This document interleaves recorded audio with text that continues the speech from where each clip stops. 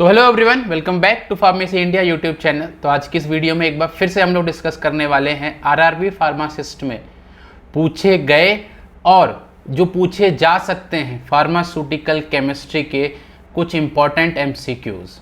So without wasting time let's begin with the question number 1। Question number 1 is in dash and process temperature in constant through out the process. Okay, इनमें से कौन से process में temperature जो है through out the process constant रहता है? क्या वो आइसोथर्मिक है, क्या वो आइसोबैरिक है, क्या आइसोटोनिक है, या फिर आइसोकोरिक है? देखिए, ये सबको पता होगा, आइसो का मतलब होता है सेम, ठीक है। थर्मिक मतलब होता है टेम्परेचर। जब थ्रू आउट टेम्परेचर जो है वो सेम या कांस्टेंट रहता है उसको आइसोथर्मिक बोलते हैं। आइसोबैरिक मतलब अगर आपका सेम या कांस्टेंट प्रेशर रहता है उसको आइसोबैरिक बोलते हैं। आइसोटोनिक मतलब होता है जब सॉल्यूट की कंसंट्रेशन सेम हो या फिर ऑस्मोटिक प्रेशर सेम हो, उसको आइसोटोनिक बोलते हैं। और आइसोकोरिक मतलब होता है कांस्टेंट वॉल्यूम। जब आपका वॉल्यूम जो है वो कांस्टेंट रहता है तो उसको आइसोकोरिक बोलते हैं। तो correct option will be isothermic. Next question is what is the symbol of the element cesium? cesium के लिए आप अगर पीरियोडिक टेबल में देखोगे तो किस सिंबल से उसको डिनोट किया जाता है वो आपको आइडेंटिफाई करना है। Cm, Cs, Ca और Cu। आप लोगों को पता होगा Ca जो होता है वो कैल्शियम के लिए होता है, ये कॉपर के लिए होता है। Cs जो होता है बच्चा ये होता है सीजियम को डिनोट करने के लिए, सीजियम को डिनोट करने के लिए। सो पीरियोडिक टेबल के अंदर जितने भी एलिमेंट्स हैं उनके जितने भी सिंबल्स हैं वो इंपॉर्टेंट हैं आपके लिए, क्योंकि इस तरीके के क्वेश्चंस जो हैं वो पूछे जाते हैं आरआरबी फार्मासिस्ट के एग्जाम में। सो मैं अगेन रिक्वेस्ट करूंगा आप लोगों से कि पहले क्वेश्चन को आप ध्यान से पढ़ें, उसके बाद खुद से उस क्वेश्चन को अटेम्प्ट करने की कोशिश करें, और अगर आप उसको अटेम्प्ट नहीं कर पा रहे हैं तो फिर वीडियो को आगे चलाएं और पूरा एक्सप्लेनेशन सुने। और साथ ही साथ आप कितने क्वेश्चन अटेम्प्ट कर पा रहे हैं वो जरूर लिखना कमेंट बॉक्स के अंदर, ठीक है। तो बढ़े नेक्स्ट वीडियो में। चलिए, the object in motion on ground level possesses energy.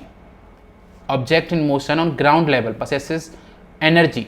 यहां पर आपको कंडीशन दी गई है taking ground level as zero potential. तो उसके अंदर कौन सी एनर्जी होगी?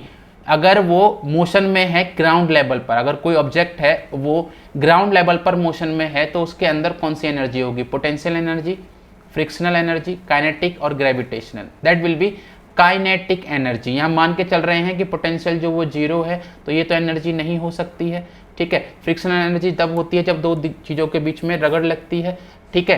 काइनेटिक एनर्जी जो होती है जब वो होती है, काइनेसिस मतलब होता है मूवमेंट, मूवमेंट की वजह से अगर कोई एनर्जी जनरेट होती है उसको काइनेटिक एनर्जी बोलते हैं। और यहाँ पर क्या है, मोशन में है ग्राउंड लेवल पे तो काइनेटिक एनर्जी होगी। अगर ऐसा होता कि ग्राउंड लेवल पे ना होता, ऊपर होता और फिर मोशन में होता तो तब काइनेटिक एनर्जी भी होती और ग्रेविटेशनल एनर्जी भी होती। क्लियर बात? चलिए, question number 4, reduction in chemical reactions is the. Reduction क्या होता है? हमारे पास दो प्रोसेस होते हैं रिडॉक्स रिएक्शन के। रिडॉक्स को अगर हम देखेंगे दो प्रोसेस में डिवाइड होता है। एक होता है यहां पर रिडक्शन और एक होता है ऑक्सीडेशन।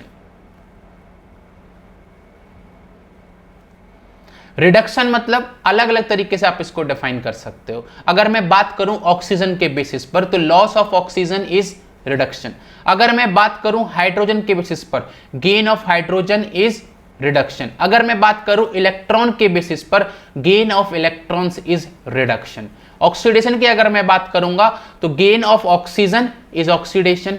अगर मैं बात करूंगा हाइड्रोजन के बेसिस पर तो loss of hydrogen is oxidation and loss of electron is also oxidation. One more thing you can remember, reduction जो होता है उसके अंदर जो आपका ऑक्सीडेशन स्टेट होता है वो डिक्रीज होता है और ऑक्सीडेशन के अंदर ऑक्सीडेशन स्टेट जो होता है वो इंक्रीज होता है। तो ये अलग अलग डेफिनेशन है रिडक्शन की, ऑक्सीडेशन की। इन चीजों को याद रखिएगा। यहां पर अगर आप देखोगे रिडक्शन जो है वो होता है gain of hydrogen. Gain of hydrogen is reduction.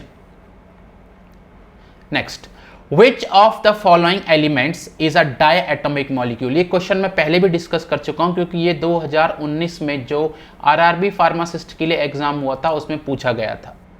Okay, डायएटॉमिक molecule कौन सा होता है इनके अंदर? आर्गन नहीं, क्लोरीन हाँ, क्लोरीन जो है वो डायएटॉमिक मॉलिक्यूल होता है, Cl2 में प्रेजेंट होता है, पहले भी डिस्कस कर चुका हूं आप लोगों के साथ। ओके, चलिए, विच of the following typically has a low melting point. इनमें से किसका लो मेल्टिंग पॉइंट होगा? मेटल्स का, नॉन मेटल्स का, मेटेलॉइड्स का या ट्रांजिशन मेटल्स का? तो ये याद रखने वाली बात है बच्चा, इसमें बाकी कुछ दिमाग नहीं लगाना है कि जो नॉन मेटल्स होते हैं उनका लो मेल्टिंग पॉइंट होता है। So non metal will be correct answer for this question. Next is which of the following is not an acid. ये एकदम लड्डू क्वेश्चन आपके लिए। इनमें से कौन सा है जो एसिड नहीं है? देखो, पहला क्या है? पहला है HNO3 यानी कि नाइट्रिक एसिड, नाइट्रिक एसिड। दूसरा क्या है? Acetic acid, acetic acid, weak acid होता है acetic acid. Nitric acid strong acid होता है। तीसरा क्या है? सल्फ्यूरिक एसिड, नाम में ही एसिड है तीनों के। यहां पर क्या पूछा है आपसे? आपसे ये पूछा है कि एसिड कौन सा नहीं है। जब क्वेश्चन अटेम्प्ट करोगे तो याद रखना, नॉट, एक्सेप्ट, इन सब वर्ड्स का ध्यान रखोगे वहां पर, क्योंकि गलती होने के चांसेस हो जाते हैं वहां पे। देन NaOH, ये क्या है? Sodium hydroxide, sodium hydroxide. Sodium hydroxide एक बेस होता है, इसी को हम लोग कॉस्टिक सोडा भी बोलते हैं। ठीक है, D is correct option for this question, क्योंकि ये इकलौता है जो यहां पर एसिड नहीं है, बाकी सब के सब एसिड है। Next question is Bohr's model of the atom was able to accurately explain. Bohr's model जो था, जब एटॉमिक स्ट्रक्चर आप पढ़ते हो तो उसके अंदर अलग अलग मॉडल्स पढ़ते हो, तो इसमें पूछा है कि जो बोहर्स मॉडल था उसने किस चीज को एक्यूरेटली एक्सप्लेन किया था। पहला ऑप्शन है why spectral lines appear when atoms are heated, ऐसा है क्या? The energies of spectral lines for each element, या फिर why electrons travel in circular orbits around the nucleus. Correct option is c, क्योंकि बोहर्स मॉडल ने ये explain किया था कि जो इलेक्ट्रॉन्स होते हैं वो एक सर्कुलर मोशन के अंदर एक स्पेसिफिक स्पेस में वहां पर ट्रेवल करते हैं। वहां से पता चला था कि ऑर्बिट भी कोई चीज होती है। ठीक है, तो ऑप्शन सी जो है वो करेक्ट ऑप्शन है। 1 angstrom, 1 angstrom is equal to, अगर हम मीटर की बात करेंगे तो 1 angstrom is equal to 10⁻⁻10 metre. समझ गए? चलिए, उल्टा भी इसको आप लिख सकते हैं, 1 metre is equal to 10⁻10 angstrom. Clear है बात? चलिए, बैलेंसी ऑफ कार्बन इज, देखिए कार्बन जो होता है उसका एटॉमिक नंबर होता है 6, एटॉमिक नंबर इज 6। इसका इलेक्ट्रॉनिक कॉन्फ़िगरेशन होता है 2 और 4। ठीक है, यहां पर उसका ऑक्टेट जो है वो कंप्लीट नहीं है। ठीक है, ये 4 दे भी सकता है इलेक्ट्रॉन, 4 इलेक्ट्रॉन ले भी सकता है टू कंप्लीट इट्स ऑक्टेट। तो यहां पर इसकी जो बैलेंसी हो गई कार्बन की, दैट विल बी 4। ये भी बहुत आसान क्वेश्चन है आप लोगों के लिए, आसानी से आप लोग इसका आंसर दे सकते हो। Thioglycolic acid, thioglycolic acid is used in limit test for iron, chloride, sulphate और लेड। इनमें से किसके लिमिट टेस्ट में थायोग्लाइकोलिक एसिड, ये तो अब रट चुका होगा आपको कि भाई आयरन के लिमिट टेस्ट में हम लोग सिट्रिक की और अमोनिया के प्रेजेंस में थायोग्लाइकोलिक एसिड को यूज करते हैं, और ये पिंक या पर्पल कलर देता है क्योंकि वहां पर फेरस थायोग्लाइकोलेट बनता है। समझ गए इस बात को? बस ये याद रखना आपको। क्लोराइड के अंदर हम लोग क्या यूज करते हैं? AgNO3 यूज करते हैं, साथ में HNO3 यूज करते हैं। सल्फेट में हम बेरियम सल्फेट रिएजेंट यूज करते हैं। याद रहेगी ये चीजें? बहुत बढ़िया। सिट्रिक एसिड, देखिए लिमिट टेस्ट ऑफ आयरन से ही क्वेश्चन है। Citric acid is added in the limit test for iron to provide an acidic medium, नहीं, हमको तो वहां एल्केलाइन मीडियम चाहिए होता है, इसलिए तो हम अमोनिया ऐड करते हैं। दूसरा, to react with iron to produce a purple colour, नहीं, ये काम तो थायोग्लाइकोलिक एसिड का होता है, तो ये भी ऑप्शन गलत है। To form a complex with iron to prevent the precipitation, yes. देखिए होता यह है कि iron in presence of basic medium it can precipitate as iron hydroxide, तो प्रेसिपिटेट हो जाएगा, तो फिर क्या होगा, फिर थाइग्लाइकोलिक एसिड उसके साथ रिएक्ट ही नहीं कर पाएगा। इसीलिए कि वो प्रेसिपिटेट ना हो एल्कलाइन मीडियम में सिट्रिक एसिड यूज किया जाता है, ताकि सिट्रिक एसिड के साथ कॉम्प्लेक्स बना के वो हमेशा सॉल्यूशन में रहे और रिएक्शन जो है वो प्रॉपर हो पाए, ताकि जो कलर है वो विजुअलाइज हो सके पूरे मीडियम में और आप उसको स्टैंडर्ड के साथ कंपेयर कर सको। Gutzeit apparatus is used for the limit test of, पहला ही ऑप्शन है आर्सेनिक, दूसरा आयरन, सल्फेट और लेड। इन तीनों में आर्सेनिक जो है बच्चा उसके गुडजेट एपरेटस से लिमिट टेस्ट परफॉर्म करते हैं। आयरन सल्फेट का जो होता है वो हम परफॉर्म करते हैं नेस्लर्स सिलेंडर के अंदर, नेस्लर्स सिलेंडर के अंदर। और यहां मैं एक और इंपॉर्टेंट बात बता देता हूं आप लोगों को, लेड का जो लिमिट टेस्ट होता है वो हम सेपरेटिंग फनल के अंदर परफॉर्म करते हैं, सेपरेटिंग फनल के अंदर। ये बात हो सकता है आप में से बहुत बच्चों को नहीं पता होगी, अगर नहीं पता है तो कमेंट बॉक्स में जरूर लिखिएगा कि आपको नहीं पता थी, ठीक है। लेड का लिमिट टेस्ट जो हम परफॉर्म करते हैं वो सेपरेटिंग फनल के अंदर करते हैं, आयरन और सल्फेट का नेस्लर सिलेंडर में करते हैं, और आर्सेनिक का गुडजेट एपरेटस के अंदर परफॉर्म करते हैं। Next question is, in the limit test for arsenic the gas which imparts brown colour या ब्राउन स्टेन या फिर येलो स्टेन, येलो स्टेन भी होता है, ब्राउन स्टेन भी होता है, ठीक है, टू मर्क्यूरिक क्लोराइड पेपर। आपने देखा होगा गुडजेट एपरेटस में क्या होता है, नीचे रिएक्शन होती है जिंक पोटेशियम आयोडाइड, ठीक है, वहां पर आर्सेनिक एसिड होता है, वहां से फिर आर्सिन गैस निकल कर जाती है और वो जो मर्क्यूरिक क्लोराइड पेपर होता है उसके साथ रिएक्ट करती है। तो आर्सिन गैस होती है जो रिएक्ट करती है, ठीक है। मैंने एक ट्रिक बताई थी आप लोगों को, ये आर्सेनिक एसिड का स्ट्रक्चर है, इसमें से OOO इन तीनों को हटा दीजिए और यहाँ पर H और H लगा दीजिएगा, ये आर्सिन गैस होती है। समझ गए? चलिए बहुत बढ़िया। Role of buffer solution in case of pH. Buffer क्या होते हैं? बफर वो सब्सटेंसेस होते हैं जो कि पीएच चेंज को रेजिस्ट करते हैं। अगर कोई सॉल्यूशन है आपके पास, उसके अंदर बफर है, उसमें चाहे आप एसिड ऐड करो या बेस ऐड करो स्मॉल अमाउंट के अंदर, तो वो पीएच को चेंज नहीं होने देगा, उसको हम बफर बोलते हैं। तो बफर का काम होता है टू मेंटेन द पीएच, जितनी पीएच चाहिए उतनी ही पीएच रहे। अगर हम कुछ सब्सटेंस भी ऐड करते हैं, that means it will maintain the pH. Caustic soda is synonym of, देखिए यहां पर फिर से मैं एक पीछे भी डिस्कस किया था कि सोडियम हाइड्रोक्साइड जो होता है उसको कॉस्टिक सोडा बोलते हैं हम लोग, ठीक है, सोडियम हाइड्रोक्साइड। इसी के जैसा एक और सब्सटेंस होता है जिसको हम बेकिंग सोडा बोलते हैं। बेकिंग सोडा किसको बोलते हैं? सोडियम बाइकार्बोनेट को, NaHCO3, इसको बेकिंग सोडा बोलते हैं। ये HCl है, this is calcium carbonate and this is iodine. तो caustic soda is synonym of sodium hydroxide, that is NaOH. Next question is, the reaction between an acid and a base gives salt and water. इससे आसान question नहीं हो सकता कुछ भी। Acid react करेगा base के साथ, सॉल्ट और वाटर बनेगा, और इस रिएक्शन को हम लोग क्या बोलते हैं? न्यूट्रलाइजेशन रिएक्शन बोलते हैं। इस टाइप के क्वेश्चंस पूछे जाते हैं आपसे। तो देख रहे हैं आप, लेवल बहुत सरफेस रहता है, ठीक है, बहुत सुपरफिशियल क्वेश्चंस पूछे जाते हैं, बहुत डेप्थ में क्वेश्चन पूछे नहीं जाते हैं, क्योंकि ये क्वेश्चंस वो हैं जो ऑलरेडी पूछे जा चुके हैं।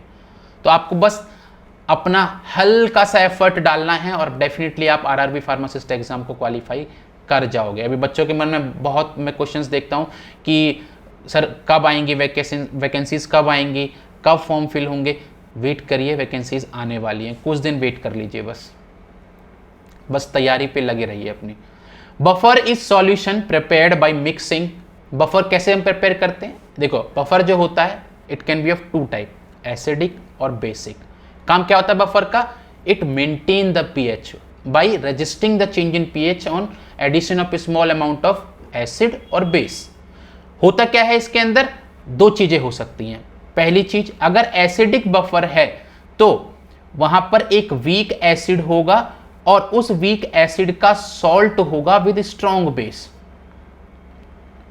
अगर बेसिक बफर है तो वहां पर एक वीक बेस होगा और उस वीक बेस का सॉल्ट होगा विद स्ट्रॉन्ग एसिड। ऐसे बनता है बफर, एसिडिक भी और बेसिक भी। तो एक weak acid and it solve with strong base, a strong base and solve with strong acid, a weak base, देखो स्ट्रॉन्ग वाला तो हो ही नहीं सकता, weak base strong with weak acid नहीं, strong acid and it solve with strong base ना, ये भी नहीं हो सकता, पहला ही ऑप्शन सही है यहाँ पर, a weak acid and it salt with a strong base, ये एग्जांपल है हमारे पास एसिटिक एसिड का। क्लियर हुई बात? चलें आगे बढ़ सकते हैं। चलिए, which of the following is added as antioxidant in pharmaceutical dosage forms? Antioxidant का काम क्या होता है? वो प्रिवेंट करता है ऑक्सीडेशन ऑफ मेन सब्सटेंसेस। ठीक है, एक बात याद रखना, जो रिड्यूसिंग एजेंट्स होते हैं they can behave like antioxidants, और यहाँ पर जो मिथाइल सेलुलोज है वो सिर्फ एक पॉलीमर होता है। ठीक है, ये अब तो विस्कोसिटी को एनहांस कर सकता है या प्लास्टिसाइजर की तरह काम आ सकता है। ठीक है, सॉर्बिटान मोनोओलेट ये क्या होता है? ये आपका सरफेक्टेंट होता है। ठीक है, और सोडियम सैक्रिन जो है ये स्वीटनिंग एजेंट है, एक ही बचता है दैट इज एस्कॉर्बिक एसिड, और एस्कॉर्बिक एसिड को हम बोलते हैं vitamin C and this can act as antioxidant, vitamin C, याद रखेंगे इसको। चलिए आगे बढ़ते हैं। पोटेशियम परमैंगनेट, ये आज का आखिरी क्वेश्चन, और मैं रिक्वेस्ट करूंगा आपके जितने जितने क्वेश्चन सही हुए हैं वो कमेंट बॉक्स में जरूर लिखिएगा कि 20 में से आपने कितने सही क्वेश्चंस अटेम्प्ट किए। लास्ट क्वेश्चन क्या है? पोटेशियम परमैंगनेट, इसको हम KMnO4 बोलते हैं। KMnO4 is an example of acidifying agent नहीं, एल्कलाइजिंग एजेंट नहीं, रिड्यूसिंग एजेंट नहीं, ऑक्सीडाइजिंग एजेंट होता है ये। KMnO4 is oxidising agent. Oxidising agent होगा तो क्या होगा? क्या मतलब होता है इसका? देखो, दो तरीके के आपके पास एजेंट होते हैं, ऑक्सीडाइजिंग एजेंट और रिड्यूसिंग एजेंट। एक बात याद रखना क्योंकि इसमें कंफ्यूजन रहता है, तो एजेंट LIC एजेंट जो होता है वो क्या करता है? वो घर घर जाता है और सामने वाले का LIC कराता है, खुद का तो नहीं करता है। ठीक है, बस वैसे याद रखना है। अगर कोई ऑक्सीडाइजिंग एजेंट है मतलब क्या करेगा? ये एक LIC एजेंट है, ये सामने वाले का ऑक्सीडेशन करेगा। अब क्योंकि सामने वाले का ऑक्सीडेशन करेगा तो खुद का इसका रिडक्शन होगा, याद रहेगी कि नहीं? अगर मान लो मेरे पास रिड्यूसिंग एजेंट है, क्या है ये? रिड्यूसिंग एजेंट, तो सामने वाले का क्या करेगा? रिडक्शन। क्योंकि सामने वाले का रिडक्शन हो रहा है तो खुद का क्या करेगा? ऑक्सीडेशन। ठीक है, so that's it for today. I hope आपके कॉन्सेप्ट क्लियर हुए होंगे और क्लास में मजा आया होगा। मिलते हैं नेक्स्ट क्लास में। Thank you so much for joining.